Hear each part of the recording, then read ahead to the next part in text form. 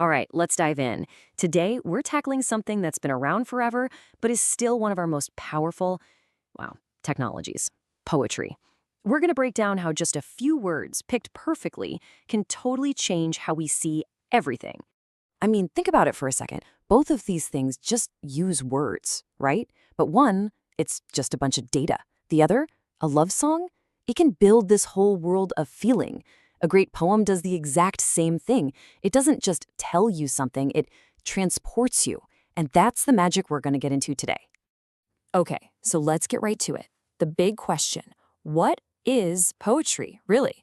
We're going to peel back all the layers here, get to its core, and figure out what makes it so different from, any other kind of writing out there.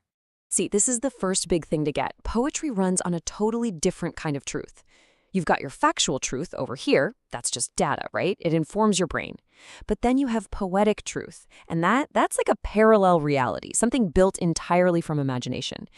When you read a poem, you kind of make a deal with the poet. It's this idea of a willing suspension of disbelief. You're not there to check facts, you're there to feel something.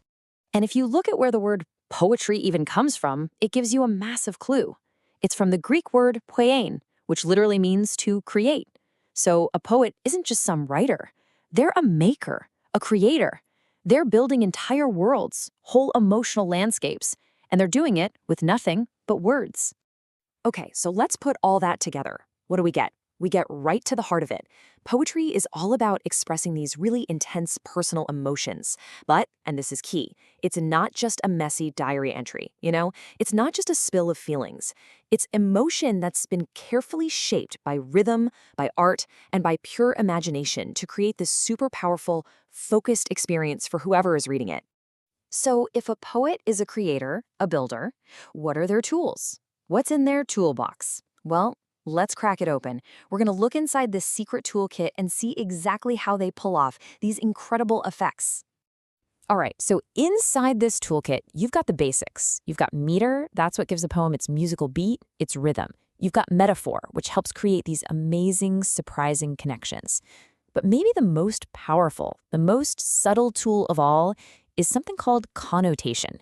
And trust me, this is where the real magic happens. At the end of the day, all these tools, they're all working towards one goal. It sounds simple, but it's incredibly hard to do. It's all about finding, like the old saying goes, the right word in the right place. It's an art of absolute precision. And to really get what that precision means, we got to start with something called denotation. Super simple concept. It's just the literal dictionary meaning of a word. That's it. So you say the word blue, and its denotation is, well, the color blue. Easy enough, right? Okay, but this is where it gets interesting. This is where the magic happens. A poet is a master of connotation. That's all the emotional baggage, all the suggested feelings a word carries with it. So blue isn't just a color anymore. Now, blue can mean sadness or melancholy. And that space right there, that's where poetry lives. It uses words not for what they mean on paper, but for what they feel like. And this leads us to a really core idea here. Poetry is basically a minimalist art form, because once you've mastered connotation, you can use the smallest number of words to get across the biggest possible range of emotions. It's all about creating a massive impact with just a few choice words. Now, of course, not all poetry is trying to do the same thing. You can pretty much break it down into two main flavors. Let's check them out. So on one side, you've got lyrical poetry.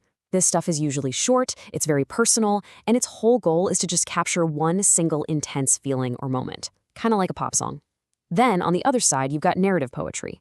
This is usually way longer, and its job is to tell a story, an epic about heroes, big battles, that kind of thing. So one is like a snapshot of the heart, and the other is like a movie playing in your head. Okay, to really see how this works in practice, let's do a little time traveling. We're going to start way back in this super structured, very spiritual world of medieval courtly love. Back then, love was, well, it was different. It wasn't about passion like we think of it today. The rules were super clear. The woman was always noble, she was put up on a pedestal, and the love itself was spiritual, almost like a holy quest. And get this last part, suffering wasn't a bad thing. No, for a courtly lover, suffering was how you proved your devotion. It was how you purified your soul. All right, now let's hit the fast forward button and jump to the Renaissance. Everything changes here. They basically took that old rulebook and just threw it out the window. This was a whole new game. This was poetry about pleasure, about nature, about living right here, right now. The whole vibe of the era can be summed up in 2 words, carpe diem. It's Latin, and it means seize the day. These Renaissance poets, they weren't interested in all that spiritual suffering stuff. Not at all. They were about earthly pleasures, about enjoying life and making the most of every single moment they had. And you can see this perfectly in Christopher Marlowe's super famous poem, The Passionate Shepherd to His Love. The tone just completely flips. Instead of that whole respectful distance thing, you get a direct invitation. Hey, come live with me and be my love. And instead of spiritual purity, the poet hits you with all this vivid, sensory imagery, words that make you feel what you can see and hear and touch out in nature. And nature itself becomes this place of freedom, totally away from all of society's strict rules. So there you have it. From the spiritual agony of a knight to the simple earthly pleasures of a shepherd, poetry uses that same powerful minimalist toolkit to capture, well, pretty much the entire range of human experience. It all boils down to that one core idea, creating the biggest feeling with the fewest words. So I'll leave you with a little challenge. If you had to be a poet, right here, right now, and you only had 3 lines, what one big feeling would you try to capture? What world would you create?